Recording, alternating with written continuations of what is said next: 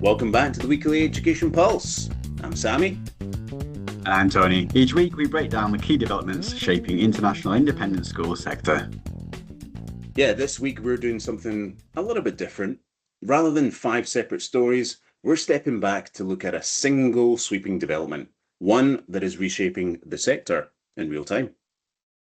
It's British education, from the government's perspective, going global. Not gradually, not cautiously, at a pace and scale that even 5 years ago would have seemed extraordinary. Yeah, and it is happening with the full backing of the UK government. And that's where we're going to start. Then we're going to take you through what it looks like on the ground from a few different countries. So Vietnam, Thailand, Singapore, the UAE, and then a final look at what this international ambition means for the UK domestic market. So, Tony, why don't we get into it? Sure. So in January 2026, the UK government published a new international education strategy. The headline ambition is to grow the value of UK education exports to 40 billion a year by 2030. Education already brings in 32 billion annually, more than the automotive industry and the food and drink. So this strategy wants to push it significantly further. Yeah, and what is distinctive is what the strategy is not focused on, because unlike the 2019 version, it removes targets on international student numbers coming to the UK. So the emphasis has shifted. Rather than bringing the world to Britain, Britain is going to the world. Strategy backs UK providers to expand overseas, to deliver British education in new markets and ensure that students worldwide can access UK quality education on their own doorstep. Education Secretary Bridget Phillipson put it directly: by expanding overseas, our providers can diversify income, strengthen global partnerships, and give millions more access to a world-class UK education while boosting growth at home. Yeah, Vietnam, Thailand, Singapore, the UAE are all identified as priority markets. UK ambassadors will act as local education champions, and 620,000 students are already registered with UK universities and schools internationally across nearly 200 countries. So this is the backdrop. So let's go through this country by country. Starting in Vietnam, which is one of the most dynamic international education markets in the world, ISE research shows that 42% increase in international schools in the country over the last 5 years. Following upgrade of UK-Vietnam relations to a comprehensive strategic partnership in October 2025, educational cooperation between the two countries has reached a new level. Yeah, and this week, Ardingly College officially launched its campus in Lao Cai, claiming the title of Vietnam's first authentic British boarding school. Ardingly was founded in 1858 in West Sussex and is the leading independent school in the UK for IB programme quality. The campus's £20 million first phase investment on a 10-hectare site in partnership with Khoi Nguyen Investment Holdings Group, and students are going to be following the Oxford International Curriculum to IGCSE and A levels, with every teacher meeting Ardingly UK standards. As one of only 5 Oxford AQA examination centres in Vietnam, students sit exams on the campus. But Ardingly is not alone. Rugby School opens its Hanoi campus in September 2026. King's College School Wimbledon opens in Ho Chi Minh City in August 2027. And Cranleigh is expected to announce its first Vietnam campus next month. Brighton College and Sedbergh are already operational in the country. Yeah, so Vietnam is becoming one of the most consequential British education markets in Asia. And the common thread across all these schools is a family making a decision that 5 years ago would have required boarding a plane to the UK. Now it means a 30-minute drive. In Vietnam, it's a story of steady accumulation. Thailand in 2026 is something altogether more dramatic. In August alone, just a few weeks away, 4 prestigious British school brands are opening simultaneously, and 2 more are confirmed for 2028. The combined heritage of those schools arriving this year runs into nearly 15 centuries. Yeah, Dulwich College Bangkok is going to be opening in Bang Na area, just to the east of Bangkok. Education in Motion already operates Dulwich schools in Singapore, Seoul, Shanghai, Beijing, and Suzhou. The campus is targeting LEED Gold and WELL Gold sustainability certifications, Thailand's first international school to actually seek both of those. Phase 1 accommodates 1,000 students, expanding to 1,800 at their full capacity.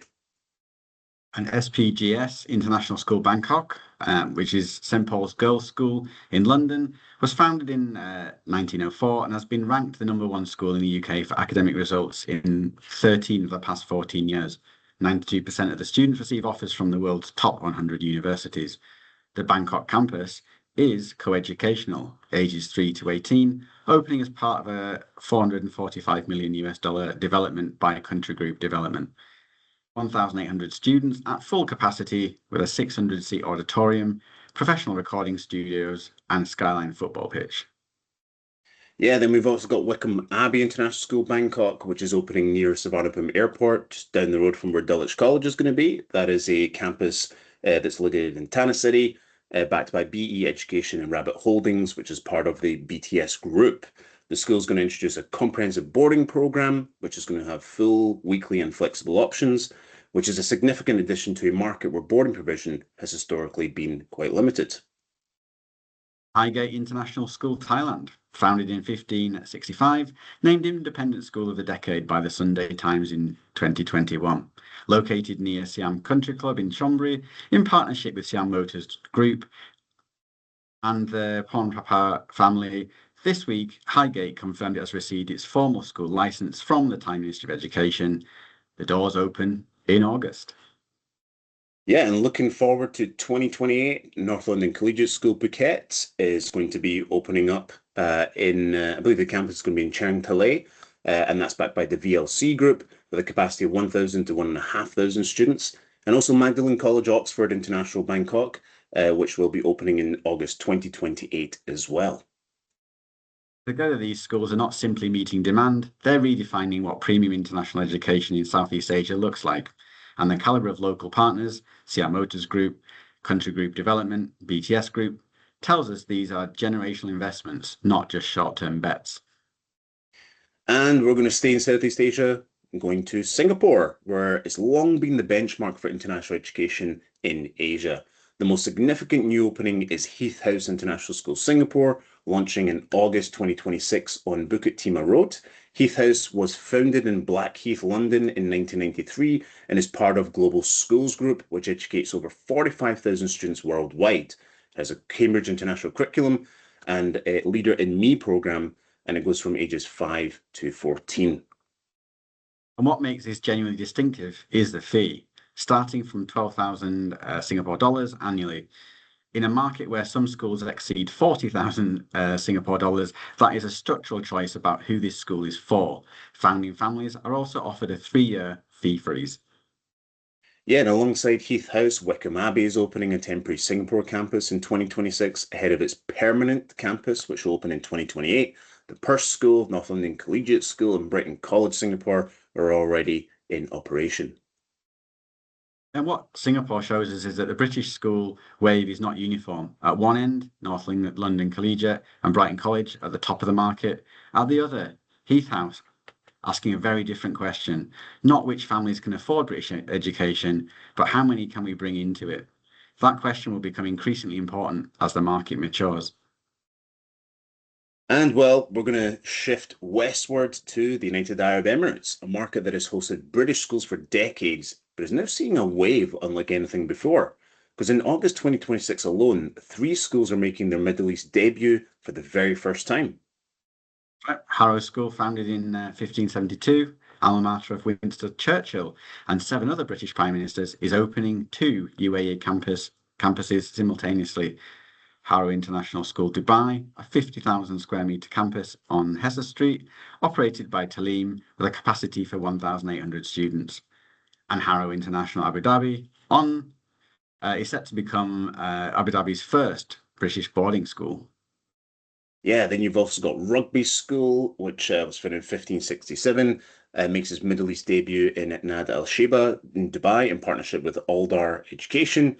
And yeah, it's guided by its ethos. The whole person is the whole point. Rugby also has 4, this is going to be the 4th overseas campus where it has its Thailand, Japan, and also Nigeria campuses.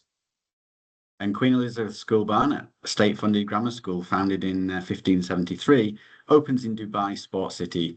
This is the first time in history that a British state school has opened an international branch campus. co-educational and fee-paying in the UAE, but carrying the name, the ethos and academic record of one of the UK's most consistently top-ranked schools.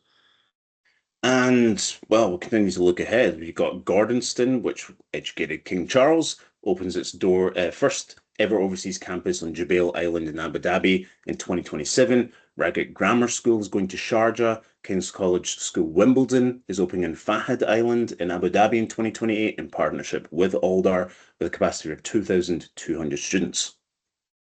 The UAE already has Repton since 2007, Brighton College since 2011, Cranleigh and RGS, Guildford, among others. What 2026 adds is Harrow, Rugby and Queen Elizabeth Barnet arriving all in the same year, with Gordonston and King's College to follow. This market is entering a phase of expansion that has never seen before. Yeah, and you look to some of the government strategies. I mean, Dubai's Education 33 strategy aims to create 120,000 new student places by 2033. And British brands are firmly at the premium end of that growth, backed by some of UAE's largest developers and education operators. So we come to the UK. Cognita recently sold four more of its UK schools to Redshift Education: Salcombe Prep in Southgate, Glenesk School in Surrey, Colchester Prep and High School in Essex, and King's School Plymouth. Yeah, 1 year ago, Cognita operated 39 UK schools, but after selling 12 to Blenheim schools, a series of closures, and now this transfer, Cognita has approximately 16 UK schools remaining. This is a deliberate strategic shift. The UK domestic independent market facing VAT and fees, demographic pressures, rising costs. It's increasingly a market to restructure than grow. International education is where Cognita is investing. Yeah, Redshift, founded by Timothy Fisher, is building a focused domestic group with a STEAM emphasis and a genuine commitment to each school it acquires. For the 4 communities involved, that is a meaningful change of custodian. The bigger signal is Cognita telling the sector where its future lies. And when you look at the map of where we've just drawn, Vietnam, Thailand, Singapore, and the UAE, it becomes very clear. The growth opportunity is not in Britain. It is in the markets that are urbanising, aspirational, and willing to invest in quality education for the next generation. And with that concluding sentence, I think that brings us to the end of this week's episode. A UK government strategy targeting 40 billion in education exports, British boarding schools in the rice fields of north of Vietnam, 4 storied school brands opening in Bangkok, Harrow Rugby and Queen Elizabeth Barnet arriving in the UAE, and at home, a major operator steadily handing its domestic portfolio to others. Yeah, the picture is coherent and accelerating. British education has always been one of the UK's most admired exports, and what is changing is the speed, the scale, and the ambition. And the question that will define the next chapter, the one Heath House in Singapore is beginning to ask, is whether that ambition can reach families at every level, not just those at the very top. Yeah, so if there's a development in your region that we should be covering, please do get in touch. We'll be back next week with another global update. Thanks for joining us. See you next time.